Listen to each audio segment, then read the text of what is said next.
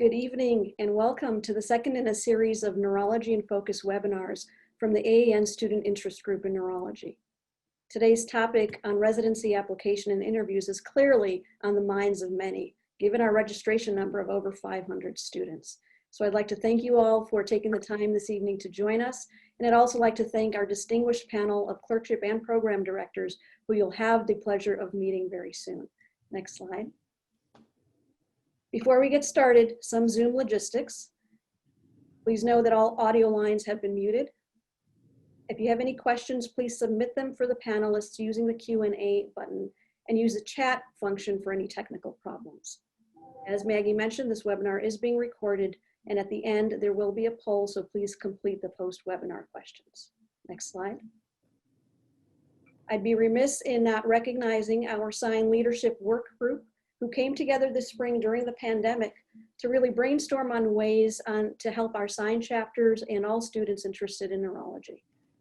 We put together resources and program ideas, including brainstorming on this webinar tonight, which would not have been possible without the fantastic support, effort, and coordination of our wonderful AAN staff, who really share the same passion about education that we do.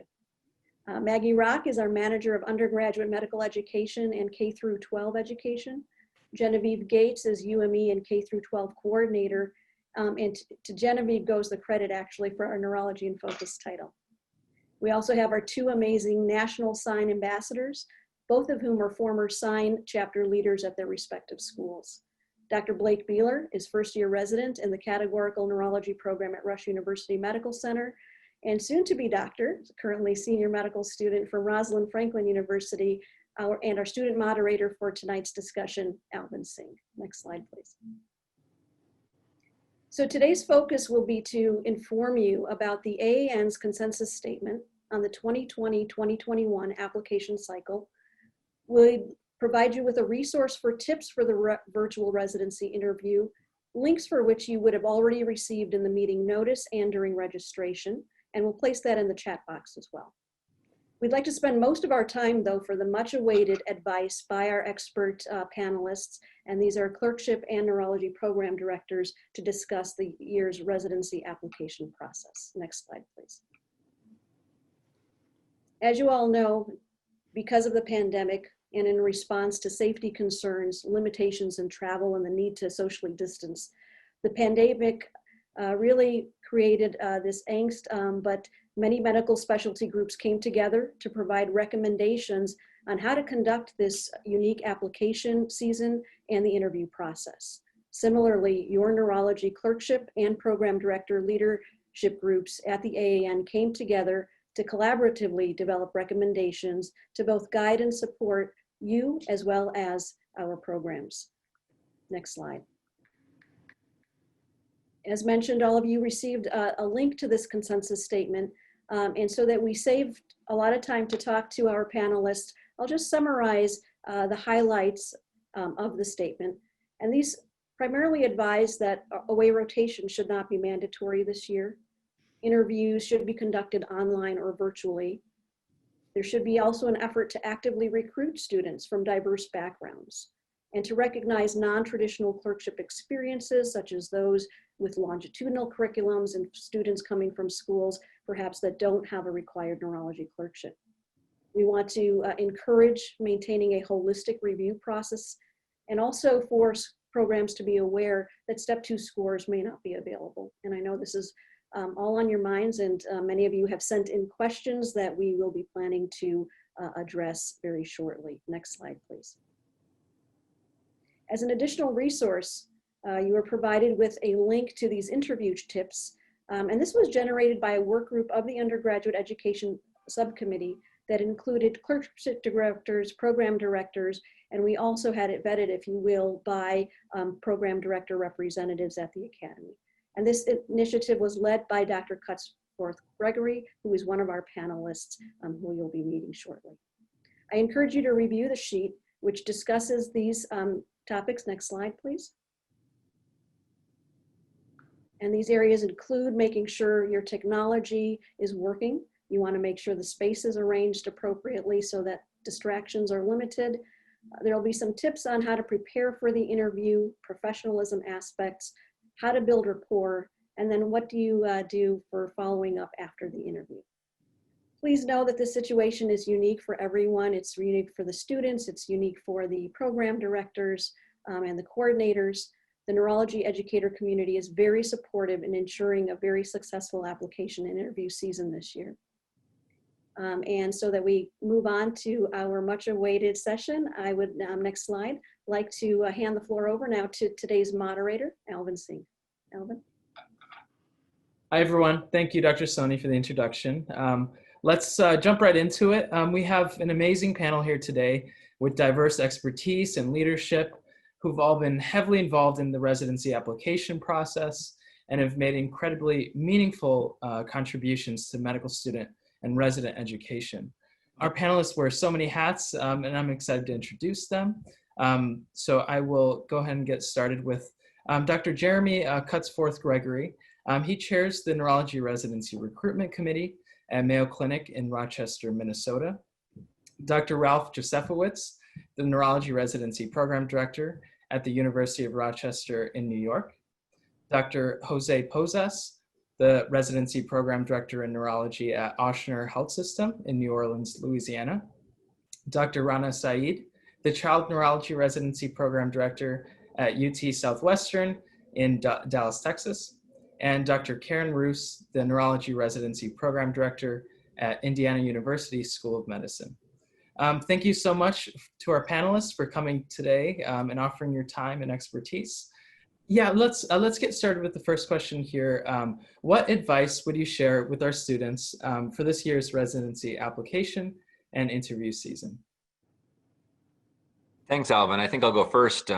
My name's at the top of the list, and hopefully that won't be the case all night long, but I'm happy to be with you all tonight. I can see over 250 folks on the webinar tonight. That's fantastic. As Dr. Soni mentioned, I had the privilege of leading a group of people in doing a needs assessment and putting together some tips based on what we learned for this upcoming interview season. And I'm not going to go through that entire list now, but I do have a couple pieces of advice. And the first would be to recognize that while there definitely are differences this year, right? We're going to be doing things like this virtually rather than in person.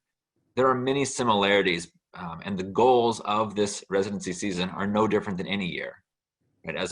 From a program standpoint, we want to find people who are going to be excellent neurologists, motivated to learn, who are interested in coming. I happen to be in Rochester, Minnesota at Mayo Clinic, so folks who happen to want to learn in the style that we're teaching. And the residency day is really just about us getting to know you and showing off what we've got to offer to see if it fits what you're looking for. So that part has not changed. How we're going to be doing that is what's different. And the advice I've got for applicants, I think, as we move into the season is to think really conscientiously, and we'll go over some tips on how are you going to try to get the feel of the program?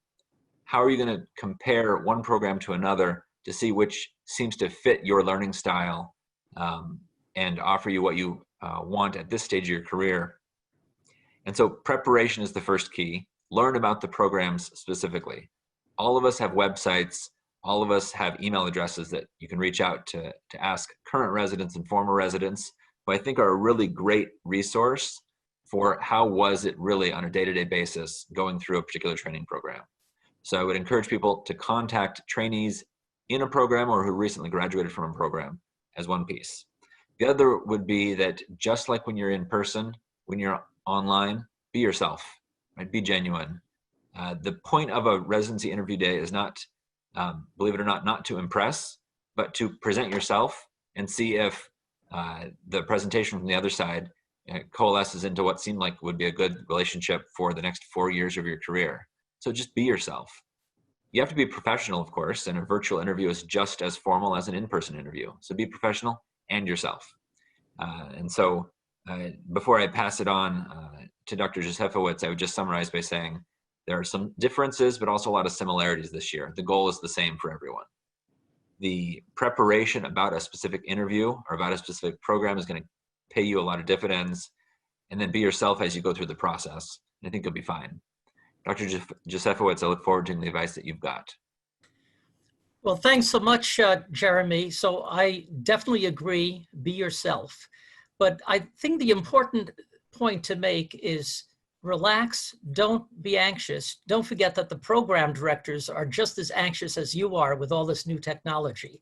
We're agonizing about making sure everything works. We know how to use the breakout rooms. We don't look like fools when we try to do the interviews. So just realize we're going through the same stress as you are. A few other points. So do your homework, read up about the program, but also find out who will be interviewing you and read up about those people. Because then when you have the interviews with those individuals, you will know what to talk about. Now, some of the people who interview you may be shy. And how do you manage an interview with a shy person? Ask that person to talk about themselves. People love to talk about themselves, and it will break the ice. And if you know something about them, you say, well, Dr. So-and-so, I understand you've been in this department for 10 years. What makes you stay here? And this will really make the interview go very, very well. Dress professionally. Look into the camera. Don't take notes during the interview. Don't ask silly questions that you could get the information from reading the websites. And also, don't put the program directors on the defensive. You get sort of questions. It's not exactly what's wrong with your program, but it's sort of like caged in, well, what do you plan to change? That might be a reasonable question, but that sometimes does put the program directors on the defensive. Rather, ask questions such as, what are you most proud of in your program? That's a good question. What advice do you have for me as a medical student applying for a residency position? What made you stay in this department for so long? Those are good questions. And then when you're all finished, you could send either an email or a written note to the program director, but don't send the same note to everyone who interviewed you, because what do all the other people do? They send the notes to the program director, and it's kind of cheesy. And very importantly, when your interviews are all done sort of in January, email the programs you're really interested in and tell them you're interested in it. Don't say I'm ranking you 1, because obviously that's a difficult thing to say, and you can't say that to more than one person. But you could easily say, now that my interviews are finished, I remain very interested in your program and would love to be a resident. Because when we have our ranking meetings, we look to see, did we get any notes or indications from the applicants that they're still interested in the program?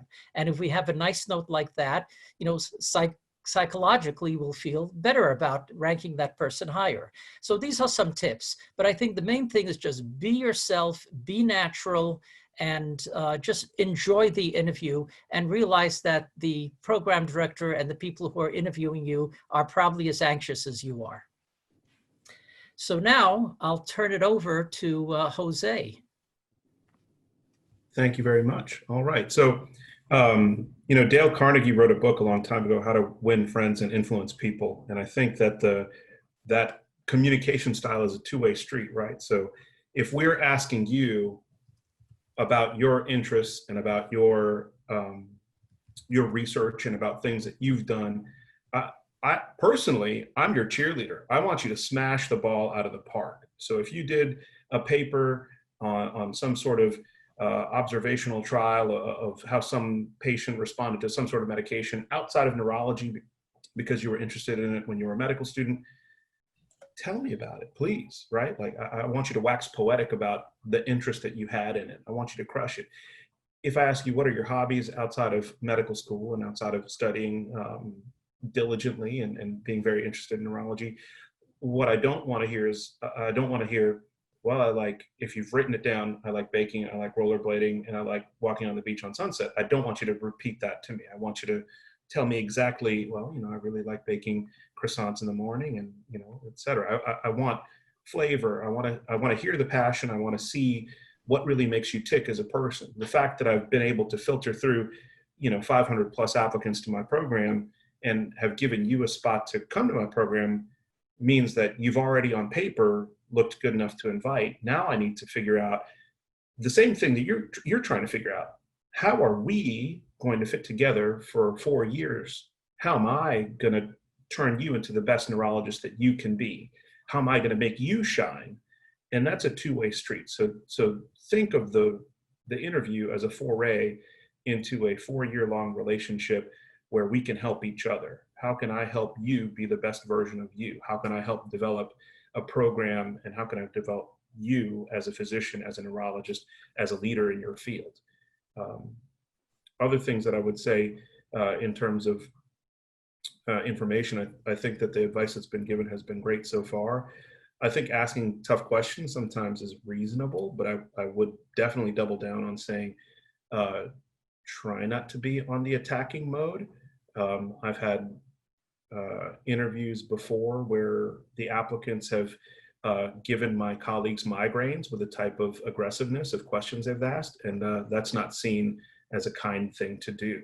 So professionalism, but also a little dash of friendliness and niceness is a good thing. So I will hand that over to you. Okay, thank you very much. So hi everyone, I'm Karen Roos. I'm at Indiana University and I love interviewing resident applicants. So what I do is I read your personal statement and then I read about your hobbies and interests, because I just want to get to know you. I want to know who you are. And I think what the other panelists have said is so true. You can look at our website and you can read about our program. And I like what Ralph said about kind of getting to know who's interviewing you. That's really nice. I've always thought that was nice when people can say that too. But I really just want to talk to you about, you know, what you wrote in your personal statement, what your interests are. I'm looking for residents that, I think you can learn neurology anywhere, but I'm looking for residents that want to be part of the culture that we have here. Our culture is very family oriented. In fact, tonight, all the residents and I, was the last pretty night we think in Indiana for a while. So we gathered after clinic outside and just enjoyed each other for a little while, standing 6 feet apart. But so that's what I want. I want people like that. And I think that you can find out who my residents are by looking at our website, as Ralph was saying, and we do have the IU Neuro Residency Instagram, which links to a big talk where my residents talk about our program, and figure out if these are the people that you want to train with, because I'm really here interested in creating a really supportive environment. I want my residents to be friends. They've been friends for a long, long time. And I love that on a Saturday afternoon, I get a text from a resident that graduated 10 years ago. And so I think just interviewing, just really talk about yourself, and it'll go really well. And I agree with all the panelists. We are nervous too. I keep worrying that I'm gonna screw something up. Maggie had to help me get on tonight. And so know that it's going both ways, and just relax. And if you have a concern, tell me what it is and we'll work it out. And so with that, I'll pass it on to you, Dr. Reinstead. All right, good evening. So the lovely thing about being last for a question is that I can start by saying everything that everyone has said is so spot on, and I echo that. I'm really happy to be here tonight because I want you to understand that while this is a scary time, this is a place where we can use a little bit of cognitive flexibility and look at all the opportunities. You know, we get to see people who are, maybe because of this crazy virtual world that we're in today, that we get to get people who maybe would not have thought of coming to Dallas, Texas. And you get to be a part of this time that we're getting to be so innovative. Remember that our goal is for us to know you and for you to know us. So we're both on display. Breathe. If you had to do one thing in an interview at any one moment, just take a deep breath. Smile. We like people who smile, you know, remember that. And we want to, you know, the other thing that I would just give you some pause on is, even when you are having, let's say, a virtual happy hour or a resident session only, we worked in several times where we can do that in our program, you're still interviewing. You know, don't think that just because the faculty aren't there that it's just like, let your hair down and be free. Be relaxed, ask the questions. This is a time to get that validity, but remember that's still part of the interview process. Remember that we are committed to a holistic review. My program is, many of our programs are. We understand that you have been working hard and that there are things out of your control. And actually, I am glad that the world got shook up. So when we say we are looking at it holistically, we really have to put our money where our mouth is. And we understand that you may not have had an experience that you were hoping to have. And we understand that maybe you didn't get the steps done or whatever. That's all part of it. We are looking for people who have a life, who have experiences, who have passion, who have interests, who have, you know, be honest. If your job as a trainee was to be in somebody's lab and you were pipetting every single day and that was what you did, I respect that. That's what you did. Tell me that's what you did. But don't say you kind of discovered the nuclear basis of X if that wasn't what you did. You know, we can see that and be forthcoming. There is no shame. We all did that, and we respect that you invested the time in learning. We want you to know the culture of our program, and that means we have to get to know you, and you have to get to know us. And so I really want to echo Dr. Roos, which is, I can teach anyone neurology who has a certain substrate, but I can't teach nice. You either come to the program having that intrinsically or you don't. And not being nice is really problematic for the residency. So that's what I'm looking for. I'm looking for, you got through the interview, the first process. So we're now looking for the nice people who are going to add something, who are team players, who are collaborators.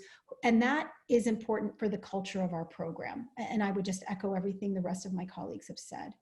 We want you to get to know our residents. So don't be shy. When it's time for you to meet with them, really ask them. But don't ask me about the call schedule. You just wasted an opportunity to ask me a really thoughtful question. You're going to meet with the trainees. We're going to build that in. You ask them about the call schedule. But again, maybe you don't want to waste that on me. You're going to be nervous, and I want to validate that that is normal. Before COVID, people were nervous before they interviewed. I still remember my interview season like it was yesterday, and that was over 20 years ago. So know that that's okay. Know that we look forward to meeting you, and that we want you to answer your questions. The last thing that I would say is, if you have a specific interest, we're going to be very organized. We're going to try and have a plan A and B and C in case we have a failure. But if there's something that you want to know about or someone you want to meet, we love to know that ahead of time. Reach out, tell me, oh, you know, thank you for offering me the interview. I saw that you have this person on faculty. Do you think I might get an opportunity to meet with them?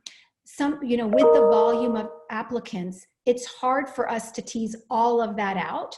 And so you being forthcoming and letting us know it was only going to be helpful to you. Look at social media, but understand that it's curated. We're not putting on the sad days. We didn't say like, oh, guess we had a really sad brain death eval today. That doesn't ever get it to social media. And there's reasons why it can't. There's HIPAA and so forth. But in that spirit, understanding that it's curated, make sure then that you take advantage of all the face-to-face, be them virtual opportunities, and understand that there will be wrinkles, and we are not judging you for those. And hopefully we can all be grace-giving and not judge each other for any wrinkles that happen during the process. And good luck, enjoy it. We every year when I do the interviews, I leave with such a state of the world is good. There are good people coming up. You are inspiring, all of you. And we're lucky to have you be the next generation of our colleagues. I think that at that point, we've gone through the panel, and I will send it back to Alvin to go through the questions. Thanks, everyone. Yeah, that was amazing. I was sitting here taking notes as well, so very helpful for all of us to hear your perspectives. and advice. So actually, that's a great segue into our next question. Dr. Roos, if you'd like to take this one, what are some of the thoughtful questions an applicant can ask to get a feel for the culture of a program? So I always say the same thing every single year.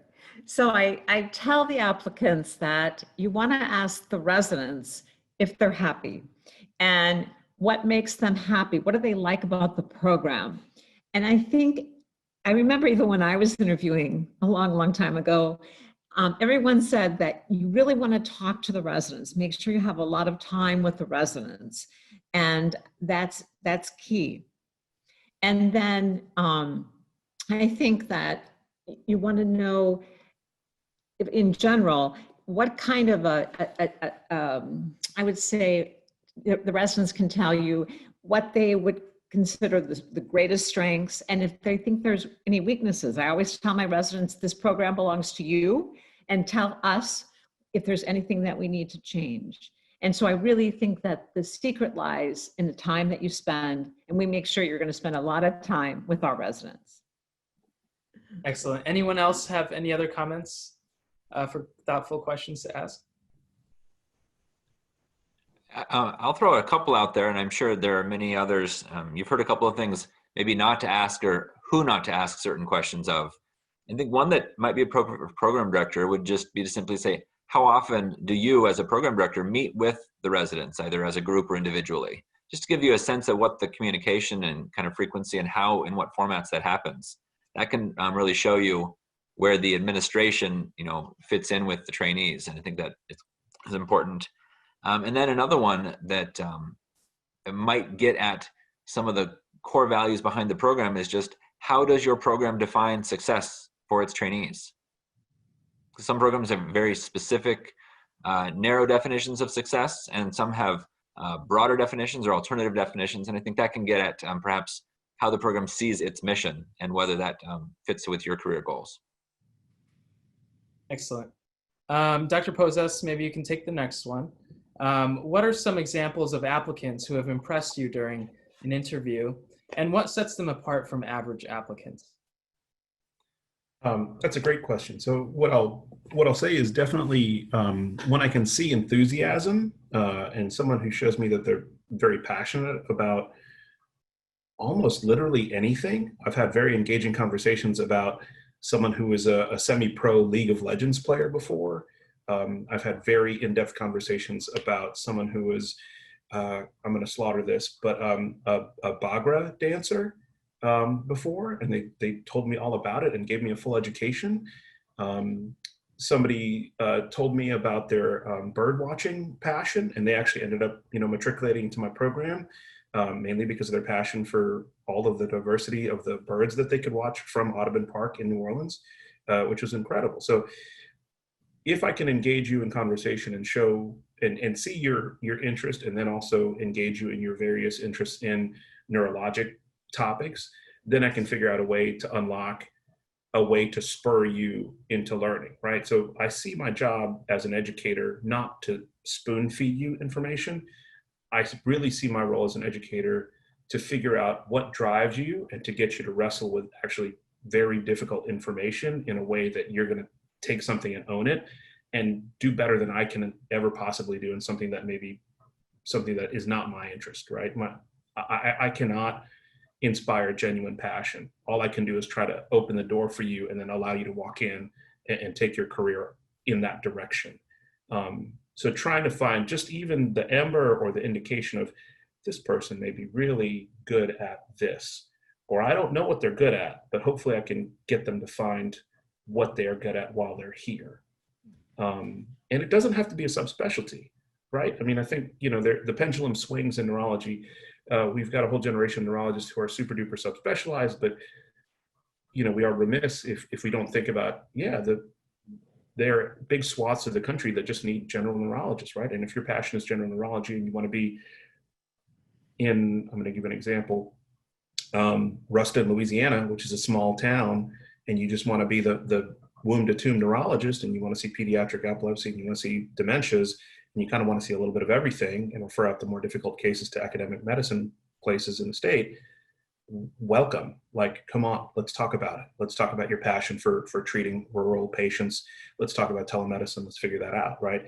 Let's talk about what excites you, and let's figure out a way to harness that. All right. Well, I was going to give more screen time to the rest of our panelists. And I have to say, I'm a clerkship director. I actually am not engaged in the residency interview process, but certainly getting to know people individually, echoing really what all of you have really said is very important. We want to see genuine. We want to see somebody that's going to fit in. We consider our residency and the residents in it a family. So are you going to have each other's back? Are we going to be able to rely on you? Are you going to be, sort of looking at your watch when it's time to go, or be flexible when, the call to duty is there? So I think that those are some important things to keep in mind that really shine through. You might be posed questions about that, but remember that this is also an opportunity, of course, a really important opportunity for the candidates to really get to know the program and to know whether you actually fit in, similar to what our other panelists have mentioned already. If I could interject, what I look for when interviewing applicants are three qualities: integrity, loyalty, and humility. And those are three key qualities that define a well-functioning team. Integrity means being honest when nobody's looking. And that's the most important. You have to have absolute integrity, not only with the residents, but with the faculty. Bob Joint, our founding chair, had a saying, never lie. And it's very important to have absolute integrity. Loyalty means that you're there for everybody else. It's not like 5 o'clock, I'm done with clinic, I'm out of here. It's, well, let me call up to the floor and see whether or not someone needs some help, or someone else is being stressed out, and let me take that consult for you. And humility means it's not about you, it's about everybody else. And if everyone felt like that, you would have just a great world. And so those are the qualities that I look for in selecting residents: integrity, loyalty, and humility. Thanks, everyone. Sorry, go ahead, Dr. Saeed. And I would add one other, because these are brilliant. The other last quality is intellectual curiosity. So all of those definitely, because that's our culture. But if you come to the interview and you just feel kind of sluggish and tired, we feel that energy. And we know that everybody has good days and bad days, but to feel that you have this passion and this interest, that is really exciting, and it gets us excited, and we feed on each other. And just as a not to do, even if you've asked everyone every single question you have, don't come and sit with me and I say, do you have any questions? And you say, nah, everybody else answered all your questions. I have nothing to ask you. It's shocking how many people say that. We don't ask each other what questions you asked. Ask every one of us the exact same one if you can't pick of anything. You must have something that you want to ask the program director when you finally get face-to-face time to meet with her. So that's my last bit of advice, ask something. And on the idea, Dr. Saeed, that I don't want to list a whole bunch of pet peeves, but that idea of intellectual curiosity is so important. And it is a pet peeve when you ask someone, well, tell me about an interesting patient, because we all went into neurology we remember a patient we took care of at some point. And to hear part of the story and then it ends. And so then the interviewer says, and then what happened? Well, I don't know. I rotated off the service. No, be curious. Go figure out what happened to them. So I'm telling you now, come to your interview with a patient story in mind and know the ending or know the most recent update. Or make it up. We're not checking. Well, I think this is a good point to say, what do you do if there's, a point in an interview where you don't know what to say next? That kind of, when there's moments of silence and you think, is the program director going to ask me something, or should I say something? What should we do here? And I find that when we go further into the day, people get tired. And as everyone said, you feel like all your questions have been answered. And, what else is there to do? But there's so much just to get to know each other. So, I just start asking you about your family and your hobbies, and you can ask me the same thing. You know, where do you live? I live in a farmhouse. And you say, well, where's on your farmhouse? It's on a creek. So those are the kind of things you can say when they're getting those points where you think I have all my questions answered. Then just get to know each other. I also like that I give you the curriculum that we have and we cover all the subspecialties, but someone always says to me, you know, I want to do this. Does this work into your curriculum? And we'll make it work for you. Ask those questions too. Tell us what you need, what you're looking for, what you want. And then we can tell you how we can help you get there. Or if we don't have it, you'll know that too. So those are always good questions as well.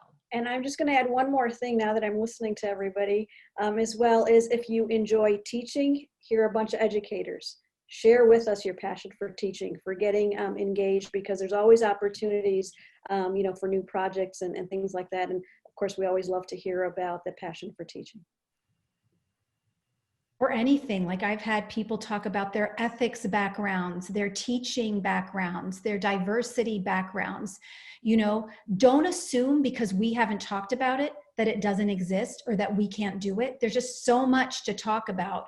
So it's okay to be direct. And when we say, sometimes we'll say like, please feel free to email me back, you know, if you have a question. I'm really always happy to do that. You know, if you have something that you want clarity on and you're thinking about your pros and cons, and a simple answer from me might steer you one way or the other, hopefully more to my way, then I want you to make sure that you ask me.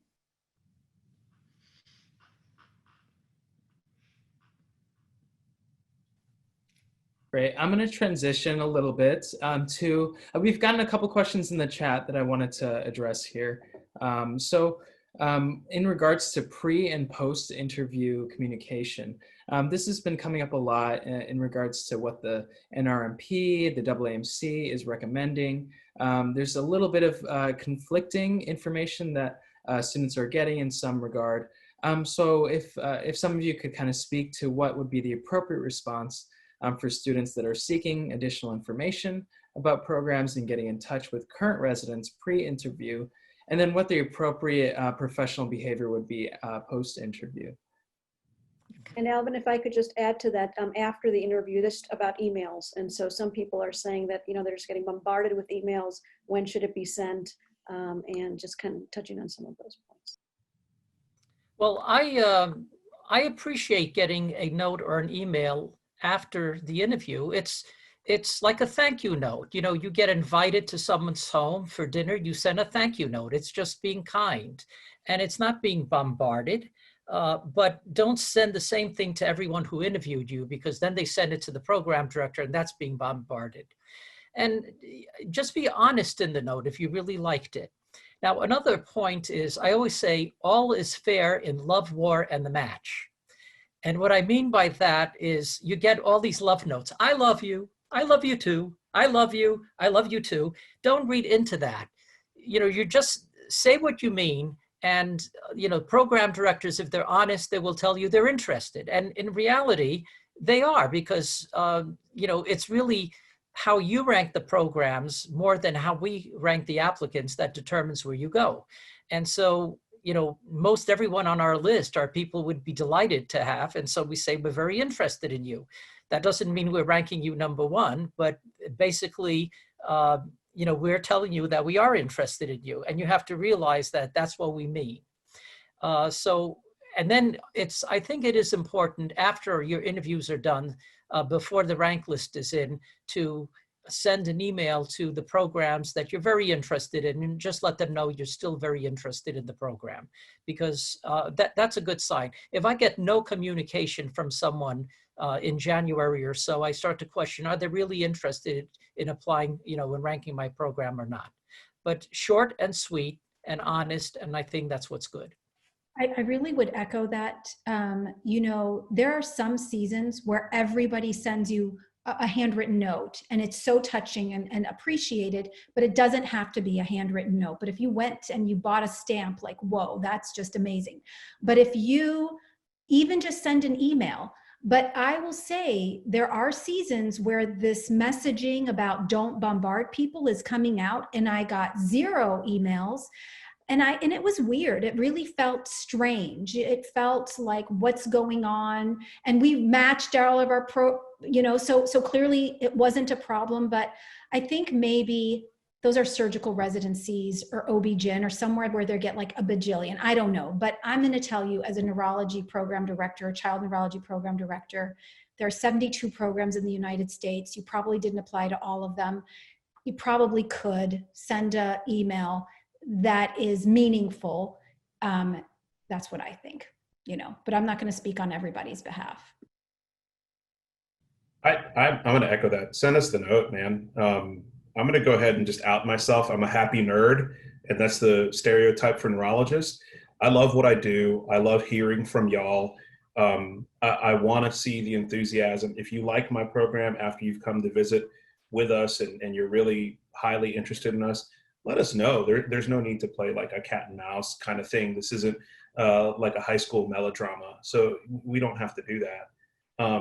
That also being said, if you're interested before you come interview, I wouldn't necessarily feel bombarded by an email. Understand that there are things that I can't say and things that I can say. And if an email that you send comes back with a weird or guarded response from me, it's because like the match really limits like what I can say. And if I say, please apply in the match and we'll see how you do, that's not me blowing you off. That's me literally saying, I have to abide by all of the rules of the match, and I cannot violate match rules and take people outside of the match to fill my program, right? There are rules and regulations and contracts that are signed through the match, and we have to abide by that. And certainly, if you start getting emails and messages afterwards from us as program directors, like, hey, we're going to rank you number 1, we're going to rank you number 2, whatever, that's like, yeah, Dr. Josefowicz is shaking his head. That's super duper shady. We're all not going to do that. And if you start getting that, that's odd. And if we start hearing that from y'all, we're not going to say, no, you shouldn't rank us 1 or 2 or whatever. But like, honestly, the match is favoring the applicants. So, yeah, rank aspirationally.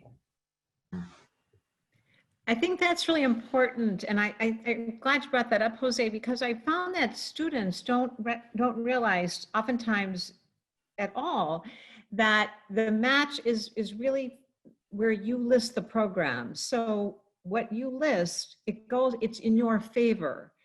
And I know sometimes students have told me that they were disappointed that they didn't match, but if you put your schools first that you want, and then once we all fill, we fill. I also want to respond to the emails with, don't get upset if we don't respond and say you're our number 1 choice, because we can't do that. We're not allowed to do that. And then I always worry about how emails are received, because sometimes, it's not like talking to each other. It's harder. And so if you feel, if you're feeling like you maybe aren't being heard and you need a response, it's really important to you, I think it's fine to ask to set up a Zoom interview.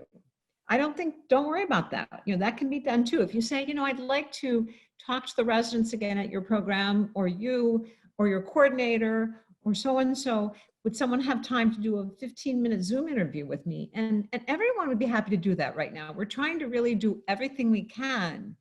And I would ask that you also, what I'd like to do is be available on weekends, because on weekends I'm not, like Sunday afternoons are a good time for me. Not during Notre Dame football games. I'm kind of distracted by Notre Dame football, but other times go ahead and just, I'll talk to you anytime. If you want to do a little Zoom chat on a Sunday afternoon, that's great. Especially since we're doing this in the winter and we're going to be inside.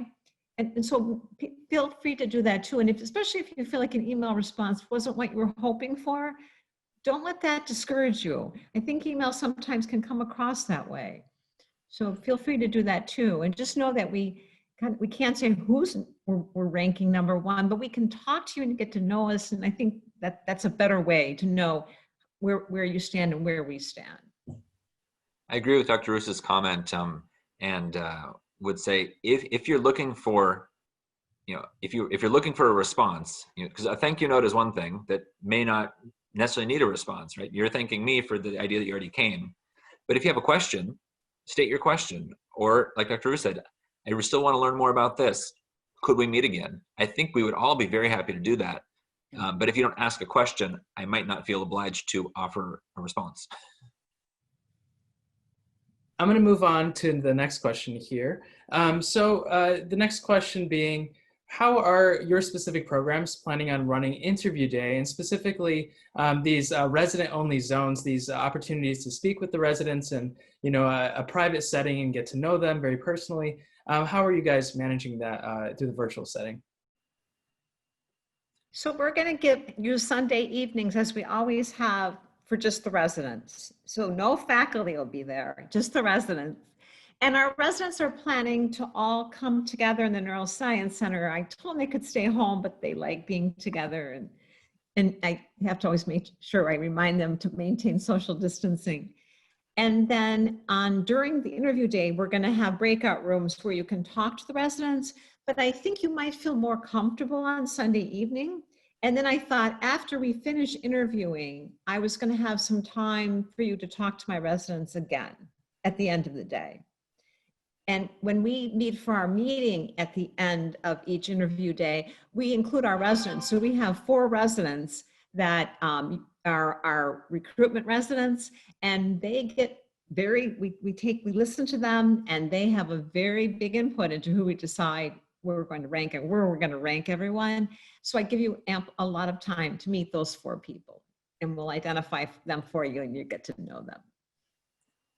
I think the layout of our interview experience is going to be quite similar. So we'll have a dinner the night before. We're planning to take advantage of Uber Eats and be able to, we would be buying dinner for people if they were traveling, and we're not paying hotels this year. So we're going to be able to do a little Uber Eats extension with the residents. I think we have a similar struggle that the residents probably ought to stay home for that to be safe, but they want to be together. So we're still negotiating where that might be socially distanced. But a chance to meet with the residents. On interview day, one challenge that we have to address this year that has not been in the past is that not every applicant will be in the same time zone. If you're not coming to Rochester, you're not going to be Central Time. And so we're actually starting our day a bit later and have had to shorten, so cut some things. And so there will be some videos ahead of time to replace some of the content that we would have normally presented live, and then do a bit more panel Q&A on the interview day. Interviews will still be one-on-one with lots of breakout sessions. And we have full resident members of our residency recruitment committee as well, who we listen to and also want to make sure have lots of contact time. So they're usually reaching out to applicants in the couple weeks ahead of the scheduled interview day in a regular year, and we'll be doing even more of that this year, trying to make those bonds. Yeah, we're doing the same. We had the dinner the night before. We're going to be using Grubhub gift certificates, and just with the residents in breakout rooms. And then the interview day, there'll be morning report, and then I'll have a session with them. But we pre-recorded 6 or 7 short videos on things like research in the department, wellness, diversity, quality, safety, all of these things that the applicants might be interested in. Then there'll be 5 interviews, and the noon lunch will be with all the residents together so they could interact with the residents again. And then I'll have a wrap-up meeting around 2 o'clock or so. So that's basically it. So it sounds very similar to what everybody else is doing. I just want to say that so our university has taken a stance that we are not going to be gifting anything over $25. And that and then we took a larger stance in the department of pediatrics that they were not going to do that. And so this was kind of a higher level thing. So just, if a meal is what you need to sway you to join a program, I hope that's not the case. If you enjoy it, if it's offered, but hopefully when you're tabulating your pros and cons, know that there may be other factors at play, and sometimes they're institutional and not necessarily programmatic. No, and I should add, Dr. Seed, thank you, that's important. For us, the food payment is mostly to make sure we get as many residents as possible there. So it's to entice, not that they don't want to be there, but we invite all of them. And so to get them to keep coming back, we often have to make sure they get a dinner out of it. All right, so for the next question, so in regards to, there have been a few questions in the chat. Perhaps Dr. Saeed, you could take this one. In regards to IMG applicants, is there consensus among the neurology programs to accept the OET and ECFMG pathway? And what general advice do you have for IMG applicants during this time? Yeah, you know, we recognize, so I'm getting the question because I am an international medical graduate, but many moons ago. And, you know, we understand that this is a scary time, and we understand that there were rotations that you wanted to do and that you might have been able to do an away rotation and get that American experience and get that letter, which is valued. And that just isn't the way the world was. The world shut down and there have been travel bans, and that's just the reality of it. And so what everyone has been giving for advice is the same. Be yourself, be authentic, have your questions, know why you want to go into the field, have the intellectual curiosity. All of those things are across the board. Now, there are some interesting stirrings going on right now. The ECFMG just put out a statement. It's kind of fresh about, is the State Department going to make some changes in the duration of the visa? So this is something that's really evolving right now. But our policy and our institution's policy, and I know I speak for my colleagues when I say this, we know that the fabric of our training programs is enriched by having people who come from everywhere. We know that at least 50% of our workforce, of our resident workforce, comes from overseas. And so there is no way we would be shutting the doors on that. And that's just really the truth. And so we will meet you, we will interview you, we will look at you holistically. Just do your best to get a letter from somebody who actually knows you. Write a personal statement that is meaningful. Those are the first two things.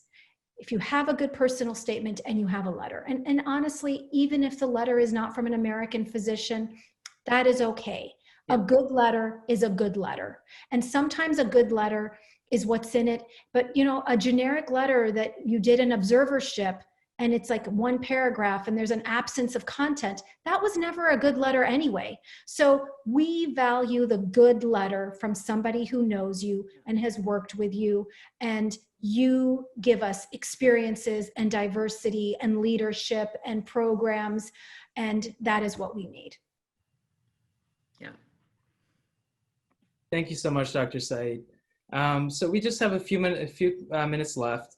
I just wanted to ask one more question in regards to Step 2 CK scores, and especially because COVID has changed the way those have been delivered, and students and how they've been able to take those exams. How are you approaching Step 2 CK scores, and how will they be viewed if it comes in late for a student after the interview season?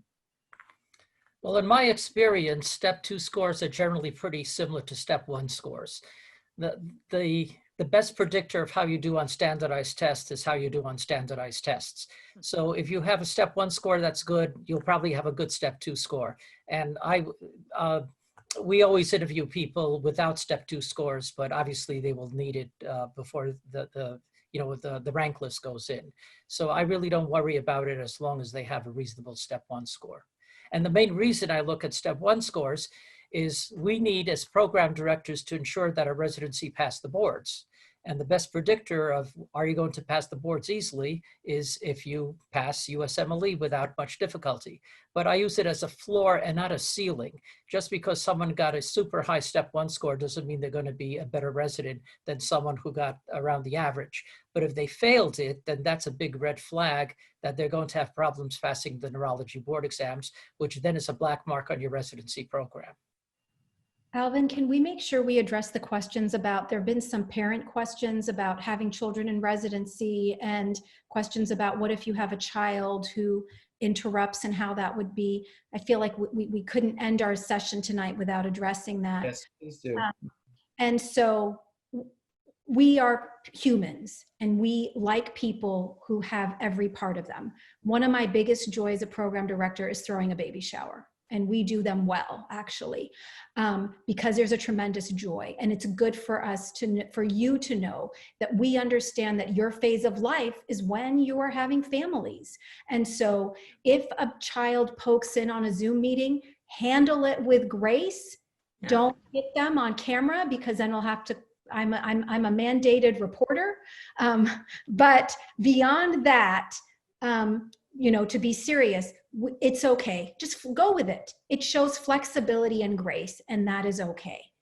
If you want to have a child in your training, look at the residence. You will know. If you see a residency that has no one is a parent, then maybe this is a residency where no one is a parent. And if you go to a residency and you have a spectrum of those who are married and those who are not, and that's the other thing. What if you're single and every single person is married and has children? Maybe that's not the residency for you. It may or may not be. So look at the people in front of you. They are telling you something. Pay attention. I think that's so well said. I love hearing that from you. I think that's very well said. And I always tell the residents, you don't ever apologize for having a family. We don't apologize for that.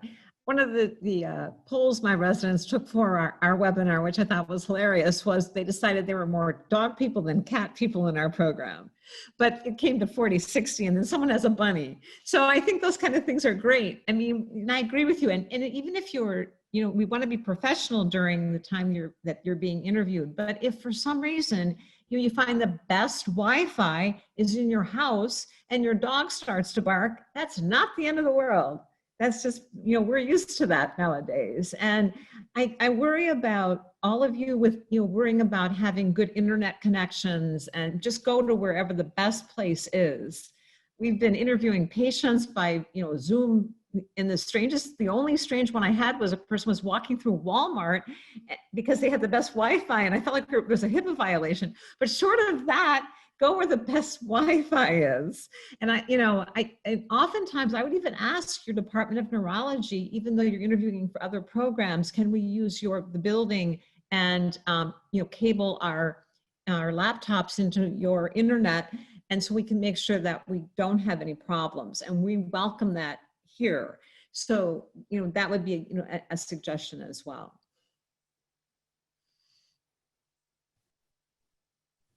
Thanks, everyone. It looks like we are about up with time. This was such an amazing opportunity to have all of you panelists on here to give all of your expertise, your advice. Definitely, took a lot of notes, and we'll be using them for my virtual interviews as well. This recording will also be posted soon as well. And with that, I will pass it along to Dr. Soni for some final remarks.